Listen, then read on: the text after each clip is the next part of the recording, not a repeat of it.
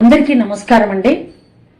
ఈరోజు ఆ అమ్మవారి దయ మన మీద ఉంటే ఎలాగ ఆపదల నుంచి ఆ అమ్మ మనల్ని గట్టెక్కిస్తుందో చిన్న సంఘటన ద్వారా మీకు తెలియపరచడానికి వచ్చేసానండి. వెళ్ళిపోదామా వీడియోలోకి?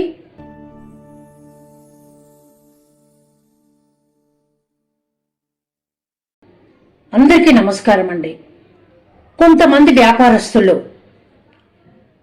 ఉప్పు వ్యాపారస్తులు ఆ ఉప్పుని పక్క ఊళ్ళల్లో అమ్మేసి డబ్బులు బాగా సంపాదించుకొని వచ్చేవాళ్ళు.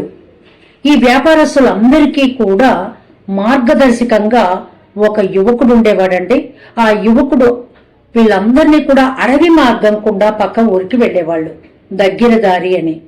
ఆ అడవుల్లో బందిపోటు దొంగలు తుపాకీలు పట్టుకొని ఎవరిని మీద అటాక్ చేసి ఆ యొక్క డబ్బులు రాబడదామా అని ఎదురు చూస్తూ ఉంటారండి. అయితే ఈ వ్యాపారస్తులు లైన్లో గాడిదల మీద ఉప్పు బస్తాలను తీసుకుని వెళ్ళటం ఈ బందిపోటు దొంగలు చూశారండి. చూసి ఇప్పుడు ఈ ఉప్పు బస్తాలను మనమేం చేసుకుంటాం, వెళ్ళి అమ్మి బాగా డబ్బులు తీసుకొని వస్తారు, అప్పుడు ఈ దారికుండానే వాళ్ళు వెళ్ళాలి కాబట్టి దోచుకుందాం అని నిర్ణయించుకుంటారు బందిపోటు దొంగలు. వీళ్ళు వెళ్తూ ఉన్నారండి. ఆ యువకుడు వీళ్ళకి దారి చూపిస్తూ తీసుకెళ్తున్నాడు. అక్కడ చిన్న అమ్మవారి గుడి ఉందండి.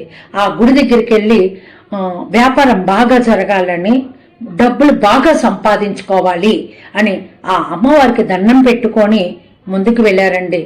గ్రామం ఇంకా 2 కిలోమీటర్లకి గ్రామంలోకి వెళ్తామనంగా పెద్ద వర్షం వచ్చేసిందండి. కాస్త కూస్తా కాదండి, చాలా పెద్ద వర్షం వచ్చేసింది. ఆ వర్షానికి ఉప్పు అంతా కరిగిపోయి గాడిద యొక్క బరువు అంతా కూడా తగ్గిపోయినాయి. అంటే ఉప్పు అంతా కరిగి నీళ్లులాగా ప్రవహించేసినాయి కింద.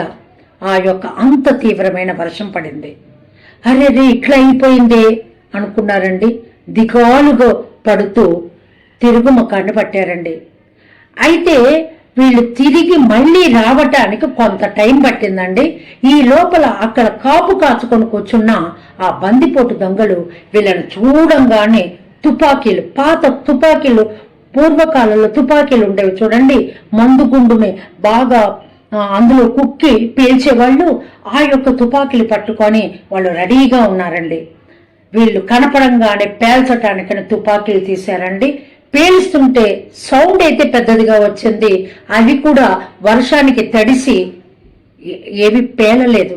సౌండ్ అయితే వచ్చింది కానీ ఎవరికి హాని కలగలేదు. వెంటనే వీళ్ళు అది గమనించుకున్నారు. ఈ వ్యాపారస్తులు అసలే వ్యాపారం సరిగా జరగక ఉప్పంతా నీరు గారిపోయింది, వీళ్ళు మళ్ళీ తుపాకీలు పట్టుకొని చుట్టుముట్టారనేసి అందరూ తిరగబడ్డారండి. వ్యాపారస్తులు అందరూ కూడా ఈ బందిపోట్ల మీద తిరగబడేప్పటికి వాళ్ళు ఆ తుపాకీలు అక్కడే వదిలేసి పారిపోయారండి.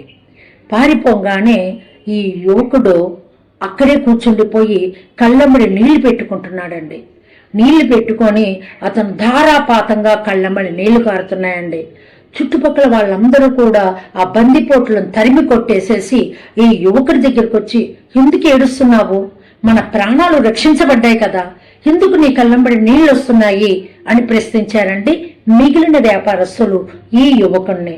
దానికి ఒకటే అన్నాడండి, ఈ యొక్క అమ్మవారికి నమస్కారం పెట్టుకొని నేను బయలుదేరి వెళ్ళాను, వర్షంలో ఉప్పంతా తడిసిపోయేప్పటికీ అమ్మవారిని ఎన్ని తిట్టుకున్నానో, కానీ ఆ ఉప్పు కరిగిపోవటం వల్ల ఈనాడు కొసరంతా ఉప్పు తినే నూకలు ఈ యొక్క భూమి మీద నిలిచేటట్టుగా ఆ అమ్మవారే చేసింది. ఆ ఉప్పే కరిగి ఉండకపోతే ఈ బందిపోటులు మనల్ని కాల్చి చంపేసేవారు. కాబట్టి వర్షం రావటమో ఉప్పంతా కరిగిపోవటమో మన ప్రాణాలు కాపాడటం కోసమై అమ్మవారి లీల. అది తెలుసుకోకుండా ఎన్నో మాటలు అన్నానని ఈనాడు ఇప్పుడు నేను బాధపడుతున్నాను అన్నాడు ఆ యువకుడు. సరే, ప్రాణాలైతే రక్షించబడ్డాయి కదా, పదండి మరల ఈసారి వ్యాపారంకి వద్దాం, తగు జాగ్రత్తగా వద్దాం అని చెప్పేసి వాళ్ళు వాళ్ళ గ్రామానికి బయలుదేరి వెళ్ళారండి. అమ్మ దయ ఎలా ఉంటుందంటే ఇలా ఉంటుందండి. ఎల్ల వేళలా బిడ్డల్ని కాపాడటం, ఎవరైతే నీవే రక్ష అని దండం పెడతారో వారిని రక్షించటమే ఆ అమ్మ యొక్క, ఆ దుర్గామాత యొక్క దయా కటాక్షాలు అలా ఉంటాయండి. దానికి ఒక చిన్న సంఘటన ఇది. అందరూ కూడా ఆ అమ్మవారి దయా కటాక్షాలు కలిగి ఉండాలని కోరుకుంటున్నా. సర్వే జన సుఖినో భవంతు. స్వస్తి.